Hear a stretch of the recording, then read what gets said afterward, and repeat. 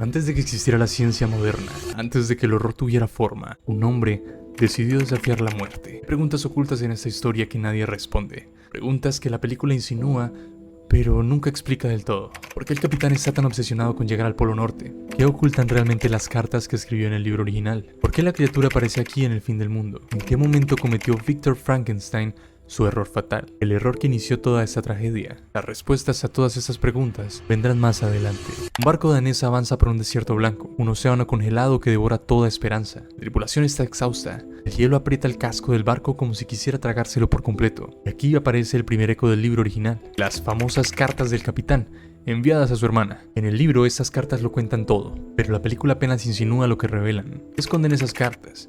¿Qué sabía el capitán? ¿Por qué estaba tan obsesionado con llegar al Polo Norte? La respuesta la tendremos más adelante. El primer oficial suplica retirarse, salvar a la tripulación, vivir. Pero el capitán, con los ojos clavados en un horizonte que no existe, grita: una vez libres, navegaremos hacia el Polo Norte. ¿Por qué? ¿Qué lo impulsa realmente? ¿Una misión? ¿Una obsesión? ¿Algo más oscuro? Entre la ventisca aparece un fuego imposible en medio de un infierno helado. La tripulación se acerca y ahí está Victor Frankenstein, medio muerto, herido con una pierna protésica. Pero antes de que puedan llevarlo a un lugar seguro, un grito rompe la tundra, un rugido antinatural. La criatura, el monstruo, la consecuencia viva del error de Victor, aparece entre la nieve, enorme, poderoso, inevitable. Y de inmediato Guillermo del Toro deja un mensaje claro. Esta criatura no teme al fuego, no lo evita, no lo respeta, lo aparta de un golpe. Un niño apartaría a un insecto. Es un guiño directo al libro original, donde el monstruo teme al fuego, solo puede ser herido por él. Esta vez todo será diferente. La criatura sube al barco, destroza marineros como si fueran muñecos de trapo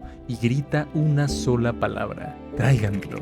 ¿Quién? ¿Para qué? ¿Qué quiere realmente esta criatura? Ni el gigantesco trabuco que Del Toro diseña, porque por supuesto Del Toro siempre va a diseñar un épico trabuco, puede detenerlo. Lo expulsan del barco disparando al hielo bajo sus pies, pero no lo matan. Nada lo mata. Victor Frankenstein temblando destruye el silencio. Yo lo creé, no puede ser destruido. Y entonces anuncia que contará su historia, toda la verdad desde el principio. Victor comienza su relato igual que en el libro. Justo después de las cartas del capitán, conocemos a su madre, vestida simbólicamente de rojo, y a su padre vestido de negro, interpretado por Charles Dance, un maestro en papeles de padres crueles. Victor explica un detalle devastador: su padre no se casó por amor, se casó por linaje, por estatus y por poder. Su madre no era más que una máquina de producir herederos para él, nada más. Incluso la obliga a comer carne sangrante porque es nutritiva para el niño. Esta imagen lo define absolutamente todo. La madre como sacrificio, el padre como tirano, y Víctor creciendo entre dolor y ciencia fría. El padre entrena a Víctor en biología, ciencia, medicina, y lo golpea si no responde lo suficientemente rápido. Cuando su padre lo castiga, le dice: llevas mi nombre y con él mi reputación. Otra vez, la marca del padre: dolor físico, dolor emocional, dolor que se convertirá en obsesión. Víctor ensambla un pequeño modelo anatómico de una mujer embarazada, una imagen simbólica que volverá más adelante en forma de ataúd. Y entonces ocurre la tragedia. Su madre entra en labor de parto, sangra mucho, demasiado. La sangre mancha la camisa blanca de Víctor, su infancia, su pureza, dejando una marca simbólica del lado opuesto al golpe que le dio su padre. Estas dos marcas, padre y madre, forman al hombre que será. Ella muere dando a luz. En el libro muere de fiebre escarlata, pero Del Toro elige que sea en el parto para reforzar el trauma. La entierra en un ataúd blanco como su modelo anatómico. Víctor viste ahora de negro. La infancia ha terminado. Él acusa a su padre: si no la dejaste morir, fallaste. No pudiste conquistar la muerte. Nadie puede conquistar la muerte.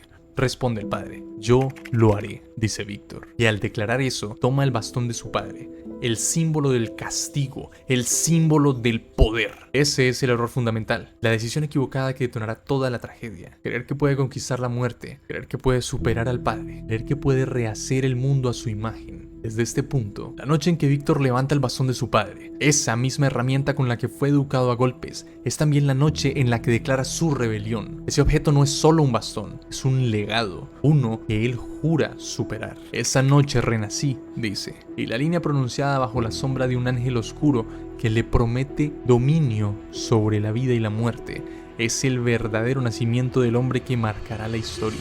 Pero, ¿esa promesa es real? ¿Es una visión? ¿O es simplemente la voz interna de un niño quebrado que jura convertirse en Dios?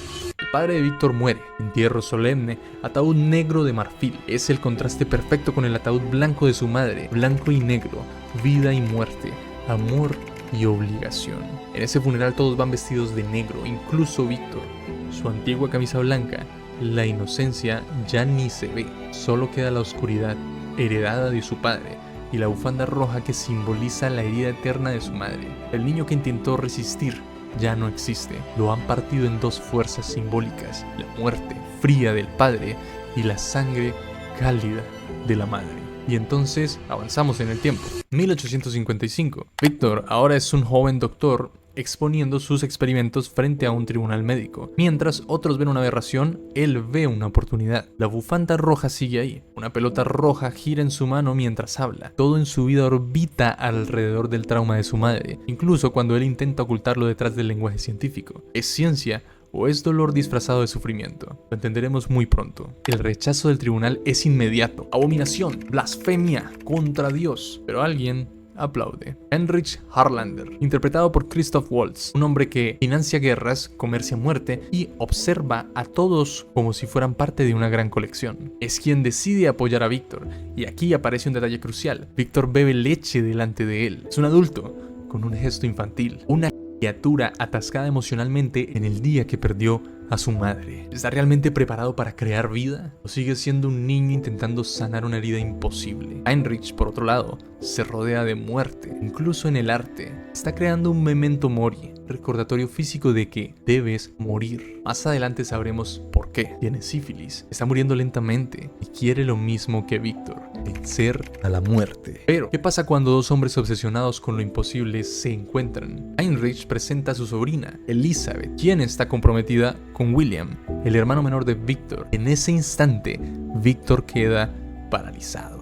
Elizabeth es interpretada por Mia Goth, la misma actriz que interpreta a la madre de Víctor de joven en la película. No es casual, es Del Toro gritándole al espectador: Víctor no sabe amar. Ama el recuerdo de su madre. La ropa de Elizabeth, toda en azul, tiene simbolismos insectiles. Ella ama los insectos, investiga mariposas, estudia simetrías naturales. Y aquí viene una línea clave. Ella dice: las ideas no valen por sí mismas. Eso es lo que sucede cuando las ideas son perseguidas por tontos. A lo que Víctor responde: ¿crees que soy un tonto? Toda la película gira alrededor de hombres que persiguen ideas hasta destruirse. El capitán del barco, Heinrich.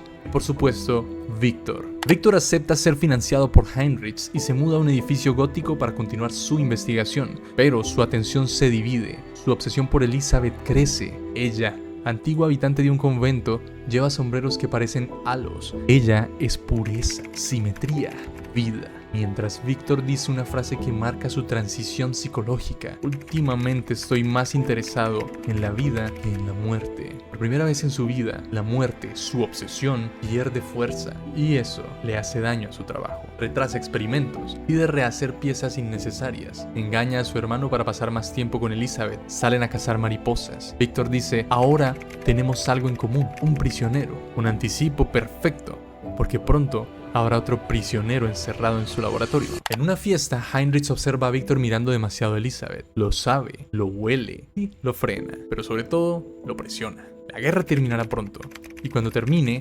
también terminará el dinero. El ultimátum cae, y para dejar clara su jerarquía, Del Toro coloca esta conversación en un baño. Heinrich orina mientras reprende a Víctor, y al irse le dice: tira la cadena. Una clara alusión a un "me perteneces". Es humillante, es simbólico. Es el recordatorio de que Víctor no es un colega, es un instrumento. Elizabeth visita a Víctor y observa su experimento de cerca. Al examinar el cuerpo, dice que puede verse en él el diseño de Dios por su simetría y forma. Es una frase clave porque es exactamente lo que más adelante permitirá que el experimento funcione. Víctor intenta confesarle su amor, pero Elizabeth lo detiene con firmeza. La elección es el asiento del alma, y yo he elegido. Es decir, ha elegido a William y sigue siendo fiel a él. Víctor queda rechazado otra vez, igual que su padre fue rechazado por su madre. Pero en esa misma visita es cuando Víctor recibe, sin saberlo, el último fragmento que necesitaba para completar el rompecabezas. Ella dice: la simetría de Dios. Y esa frase se convierte en la clave. Víctor ajusta un pequeño detalle del experimento, siguiendo precisamente esa idea, y el cuerpo vuelve a la vida. Elizabeth le dio la respuesta. A partir de ahí es hora de reunir los cuerpos, así que él y Heinrich van a un campo de batalla para obtener partes. La vestimenta de Heinrich cambia. Ahora lleva un abrigo con piel muerta alrededor del cuello, y un bastón de marfil. Todo en su atuendo señala a la muerte, lo cual encaja porque está enfermo de sífilis aunque aún no lo haya revelado. Las pistas estaban ahí desde el principio, su obsesión con la fotografía, el memento mori y su deseo desesperado de trascender la muerte. Finalmente llegamos a la clásica noche de tormenta. Es el momento de dar vida a la criatura y aquí se revela la verdadera motivación de Heinrich. Exige que su cerebro sea puesto dentro del cuerpo creado por Víctor para así seguir viviendo. Pero Víctor se niega. La sífilis se ha extendido demasiado y considera su cerebro contaminado. La discusión sube de tono. Heinrich amenaza con destruir parte del equipo, forcejean y cae hacia su muerte. El impacto rompe el pararrayos y cuando cae el rayo, la descarga se divide de forma caótica por todo el laboratorio. Ese detalle visual plantea una pregunta inquietante. ¿Funcionó la creación porque salió mal? ¿Porque hubo caos? ¿Quizá el milagro vino precisamente del accidente? Pero el cuerpo no despierta de inmediato. Víctor, agotado, se va a dormir y cuando abre los ojos la criatura está ahí, de pie, observándolo como un bebé recién nacido. No habla, imita. Víctor le enseña con gestos, le muestra su mano y dice igual. Cuando abre las cortinas, la criatura retrocede ante la luz y repite sol, sol, luz. Es una escena tierna y además ambigua. Son significa sol, pero también es igual a son, que significa hijo. Víctor acaba de convertirse en padre, lo quiera o no. Los días siguientes muestran momentos casi paternofiliales. Frankenstein hablándole como a un niño, enseñándole lo básico y la criatura chapoteando en agua. Pero al mismo tiempo, Víctor ya empieza a repetir el comportamiento de su propio padre. Sienta a la criatura y la encadena para que no se escape. En su narración, Víctor admite que nunca pensó en qué venía después. Llegar a la cima de la montaña, conquistar la muerte, no le da significado. Su verdadero impulso siempre fue la muerte de su madre y superar a su padre. Ahora que lo logró, está vacío. Apaga una a una las velas del laboratorio, un símbolo de que su obsesión era un sustituto del duelo, no era una meta real. Volvemos brevemente al presente en el barco. El capitán insiste en llegar al Polo Norte y Víctor responde: compartes mi locura. Se ven reflejados el uno en el otro, hombres que arrastran a otros hacia destinos sin sentido por perseguir obsesiones. De vuelta al pasado, la relación entre Víctor y la criatura comienza a deteriorarse, aunque descubre que la criatura sana rápidamente. Víctor se frustra porque solo repite una palabra: Víctor. Asume que es estúpido, que carece de mente, cuando en realidad es un niño tratando de comunicarse con su único referente emocional. La historia da un giro cuando Elizabeth y William llegan de visita. Elizabeth encuentra a la criatura encadenada y en lugar de tenerle miedo, se acerca con una ternura absoluta. Le habla con calma, lo toca sin temor, coloca su mano en su garganta para mostrarle cómo funciona el habla, y la criatura responde con dulzura. Para ella, el monstruo es justo aquello que siempre ha buscado: pureza, maravilla, algo bondadoso. Víctor, sin embargo, lo ve como una amenaza. Está celoso de la conexión entre ellos y su crueldad aumenta. Elizabeth discrepa: quizá la criatura no dice otra palabra porque Víctor lo es todo para él. Esa reflexión duele porque expone lo incapaz que es Frankenstein de asumir su rol de padre. Los celos llegan a su punto máximo cuando Víctor acusa a Elizabeth de sentirse atraída por el monstruo. Ella lo destruye con una frase: el corazón es la parte del cuerpo que menos entiendes. Ese golpe emocional lo empuja hacia la criatura y replica la violencia que sufrió en su infancia. Lo golpea con una barra metálica, tal como su padre lo golpeaba con el bastón. Se repite el ciclo de trauma. Al final decide enviar a Elizabeth y William lejos. Prende fuego al laboratorio y prepara explosivos para destruirlo todo. Le dice a la criatura: di una palabra más y haz que te salve. Está dándole una oportunidad. La criatura dice: Elizabeth. Pero esa palabra, en vez de detenerlo, aumenta su furia. Víctor procede con la destrucción. Solo cambia su opinión cuando escucha a la criatura gritar su nombre desde dentro del fuego. Intenta regresar, pero una explosión lo lanza y pierde una pierna. En el presente, la criatura llega al barco y dice: el creador ha contado su historia, entonces yo contaré la mía.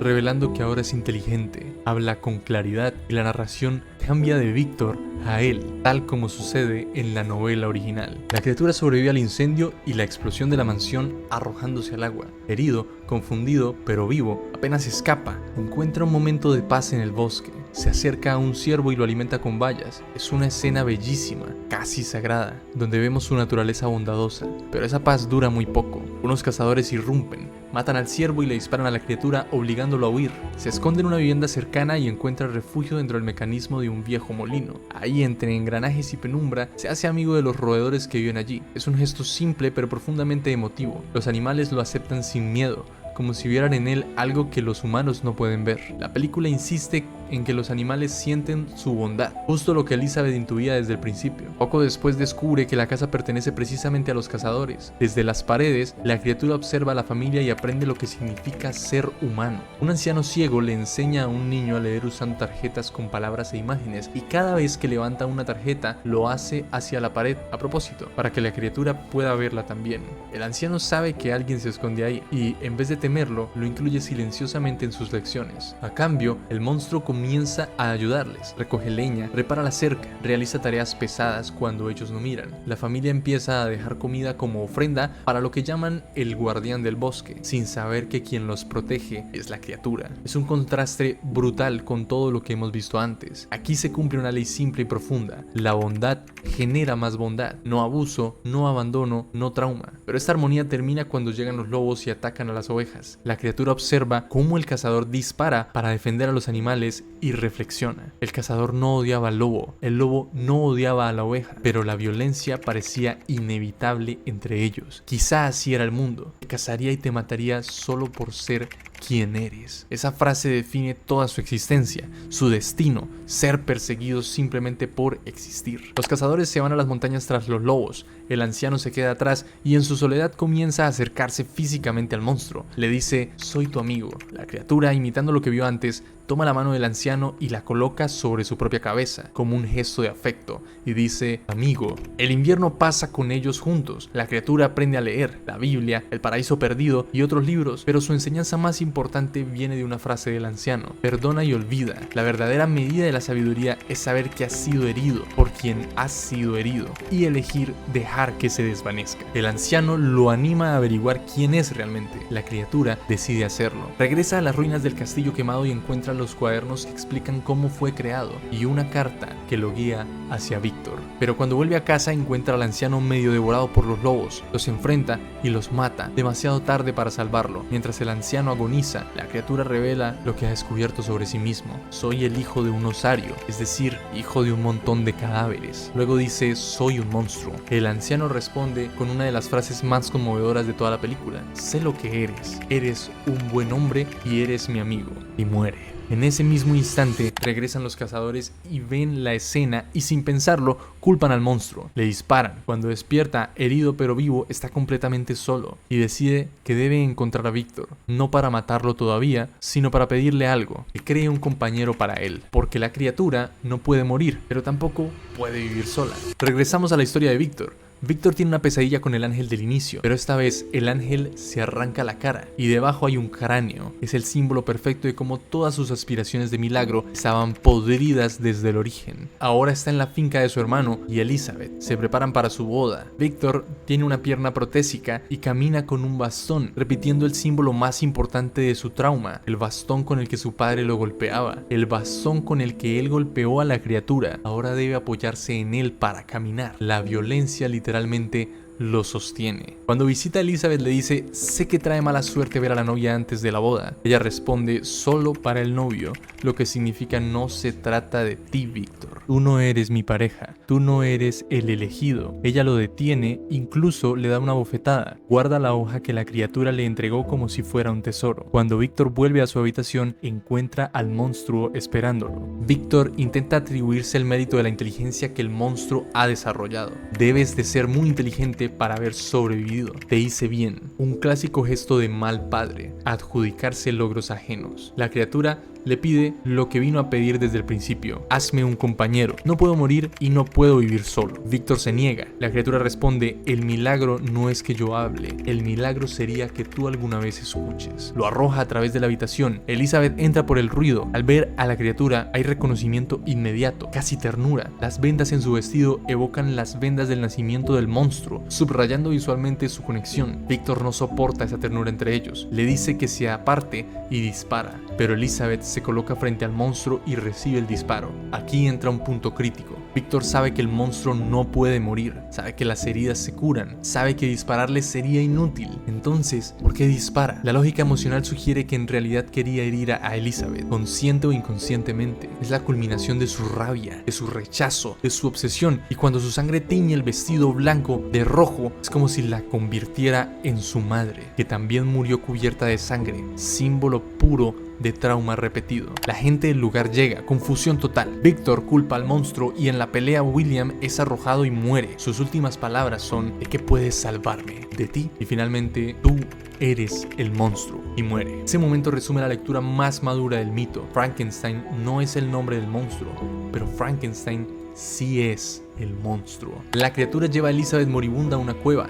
Ella le dice: busqué y anhelé algo que no sabía nombrar, pero en ti lo encontré. Es un amor profundo, no necesariamente romántico. Es humanidad compartida, es reconocimiento, es un alma viendo a la otra. Eso nos lleva casi al inicio de la película. Víctor encuentra al monstruo con Elizabeth ya muerta. La criatura dice: ella se ha ido y anhelo seguirla, pero no puede morir. Se vuelve hacia Víctor: me creíste un monstruo, ahora te devuelvo el favor, y le rompe la nariz. Luego dice la frase más fría de toda la película: puede que seas mi creador, pero desde hoy yo seré tu maestro. Y lo deja vivo para que sufra. Víctor lo persigue hasta el extremo del mundo. Llegan al punto donde la película comenzó. Pelean en la nieve. El monstruo le dice: solo escuchas cuando te hago daño, recreando exactamente la dinámica padre e hijo que Víctor vivió en su infancia. La criatura encuentra dinamita y la sostiene como si fuera una vela. Quiere morir, pero ni eso funciona. Su rugido es el mismo que se oyó al inicio, cuando los marineros encontraron a Víctor en el hielo. En el presente, la criatura lamenta que no puede morir. Víctor, consumido por el arrepentimiento, le toma la mano. Le dice: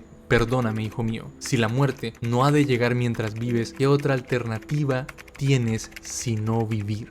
Luego añade: di mi nombre una última vez, cuando significaba el mundo para ti. La criatura responde: Víctor, te perdono. Lo besa en la frente, lo llama padre, y Víctor muere. Y el monstruo concluye: quizás ahora ambos podamos ser humanos. El capitán, que lo ha observado todo, baja las armas y ordena que lo dejen ir. La criatura devuelve la bondad empujando el barco fuera del hielo. El capitán cambia de rumbo. Estamos poniendo rumbo a casa. Las historias de Víctor y la criatura lo salvaron de seguir una obsesión inútil. La película termina con el monstruo caminando hacia la luz, igual que el día de su nacimiento, con una lágrima rodando por su rostro, y aparece una cita de Byron: y así el corazón se romperá y sin embargo vivirá roto. Pero, ¿qué significa realmente este final? ¿Qué hará ahora el monstruo? ¿Qué cambió del Toro respecto al libro de Mary Shelley? Tengo todas esas respuestas, así que vamos por partes. ¿Qué significó el final de Frankenstein? ¿Por qué la criatura dejó vivir a su creador y por qué se va caminando hacia el amanecer? Para entenderlo, hay que recordar las palabras del anciano ciego: perdona y olvida. Es la verdadera medida de la sabiduría,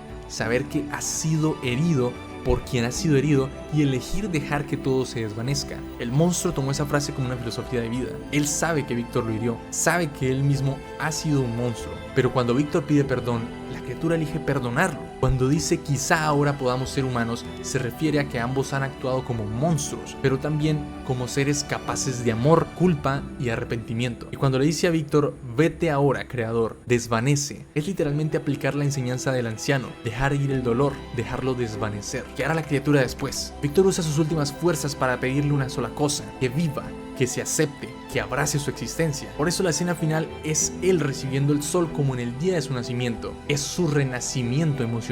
Ya no huye, ya no pide morir, ya no exige un compañero, ya no culpa a su creador. Ha elegido vivir, algo que Víctor nunca logró, y eso cambia completamente el final respecto al libro. La versión de Mary Shelley y el cambio del Toro. En la novela decide terminar con su dolor subiendo a una pira en llamas. No puede vivir con la culpa, pero Guillermo del Toro transforma ese final por completo. Lo hace inmortal, lo obliga a enfrentar la vida y lo guía hacia la aceptación y no hacia la destrucción. Es un final esperanzador y habla directamente de romper ciclos de trauma. Víctor nunca pudo perdonar a su padre, nunca pudo procesar la muerte de su madre, nunca pudo aceptar el rechazo de Elizabeth. La criatura sí puede. Eso lo convierte irónicamente en el más humano de todos. Como dijo Jacob Elordi, a pesar de todo el infierno, la angustia y el sufrimiento, él va a vivir. ¿De qué trata realmente Frankenstein entonces? Esta película no trata de un monstruo, definitivamente. Trata de padres e hijos, de la ira heredada, y del trauma que se repite como una maldición. El padre de Víctor lo golpea con un bastón, Víctor golpea a la criatura con una barra de metal. La obsesión y el rechazo generan nuevas formas de odio, y Del Toro lo resume mejor que nadie. Se trata de la cadena de dolor que los padres transmiten a sus hijos y de lo difícil que es romper esos patrones. La criatura logra romper esa cadena, Víctor no. Incluso el capitán la rompe, abandona su obsesión de llegar al Polo Norte y vuelve a casa, algo que nunca habría hecho sin la historia de Víctor. 2 generaciones que deciden detener la locura. Pero ¿qué pasa con el ángel y qué significa? El ángel de las visiones de Víctor es un símbolo múltiple. El niño Víctor cree que es un llamado divino a conquistar la muerte. De adulto, descubre que ese ángel era en realidad un ángel de la muerte, reflejando su locura. También hace eco del paraíso perdido, donde Satanás, un ángel caído, se rebela contra Dios. De hecho, en el libro la criatura se identifica como ese ángel caído. Aquí, Víctor es el ángel caído de su propia historia. Frankenstein de Del Toro es profundamente emocional, visualmente es preciosa, actuaciones increíbles, y aunque se aleja del libro en muchos aspectos, mantiene su corazón, la tragedia de la creación, la responsabilidad del creador y la búsqueda desesperada de amor y aceptación. Muchas gracias por ver.